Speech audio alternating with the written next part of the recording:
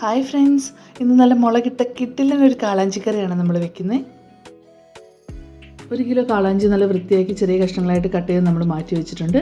ഇനി വെളിച്ചെണ്ണ ഒന്ന് ചൂടായി വരുമ്പോൾ അതിലേക്ക് 1/4 ടീസ്പൂൺ കടുകും 1/4 ടീസ്പൂൺ ഉലുവയും കൂടെ ചേർത്ത് കൊടുക്കാം.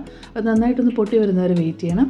അതിനുശേഷം മീഡിയം സൈസുള്ള ഒരു കഷ്ണം ഇഞ്ചി, 4 ഇതൾ വെളുത്തുള്ളി അത് ചെറുതായിട്ട് അരിഞ്ഞ് ഇതിലേക്ക് ചേർത്ത് നന്നായിട്ടൊന്ന് വഴറ്റിയെടുക്കാം. ഇതിൻ്റെ പച്ചമണം മാറി വരുന്ന സമയത്ത് വേണം ഇതിലേക്ക് നമുക്ക് ചെറിയുള്ളി ചേർക്കാനായിട്ട്. അപ്പോൾ ഈ കറിയുടെ ഹൈലൈറ്റ് എന്ന് പറഞ്ഞാൽ ചെറിയുള്ളിയാണ്. അപ്പോൾ മാക്സിമം ചേർക്കാനായിട്ട് ശ്രമിക്കുക. ഇപ്പോൾ ഒരു പിടുത്തം ഞാൻ ചേർത്ത് കൊടുത്തിട്ടുണ്ട്.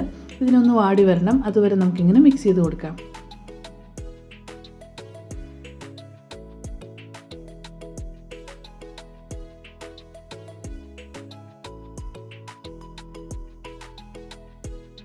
ഇതിലേക്ക് ഒരു 4 പച്ചമുളകും കുറച്ച് കറിവേപ്പിലയും കൂടെ ഞാൻ ചേർത്ത് കൊടുക്കുന്നുണ്ട്.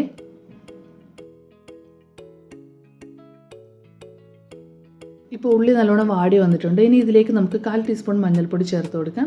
3 ടീസ്പൂൺ കാശ്മീരി മുളക് പൊടിയാണ് ഞാൻ ഇതിലേക്ക് ചേർക്കുന്നത്. അപ്പോൾ നിങ്ങൾക്ക് എരിവ് കൂടുതൽ വേണമെന്നുണ്ടെങ്കിൽ 1 ടീസ്പൂൺ നല്ല മുളക് പൊടിയും കൂടി ചേർക്കാം കേട്ടോ.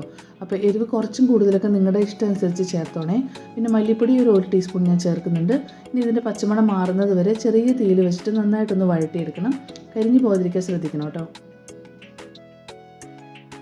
1 കപ്പ് ചൂടുവെള്ളമാണ് ഇപ്പോൾ നമ്മൾ ഇതിലേക്ക് ഒഴിച്ചു കൊടുത്തിട്ടുള്ളത്. നന്നായിട്ട് മസാലയൊക്കെ ഒന്ന് കട്ടകളില്ലാതെ മിക്സ് ചെയ്തെടുത്ത ശേഷം ഇതിലേക്ക് ആവശ്യത്തിനുള്ള ഉപ്പും 3 ഇതൾ കുടംപുളിയും കൂടിയാണ് ഞാൻ ചേർക്കുന്നത്. അപ്പോൾ നിങ്ങൾക്ക് കുടംപുളി ചേർക്കാൻ താല്പര്യമില്ല എന്നുള്ളവർക്ക് വാളംപുളിയോ അല്ലെങ്കിൽ തക്കാളിയൊക്കെ ചേർക്കാം. പക്ഷേ കോട്ടയം മീൻകറിയിൽ നമ്മൾ എപ്പോഴും ചേർക്കുന്നത് കുടംപുളിയാണ്.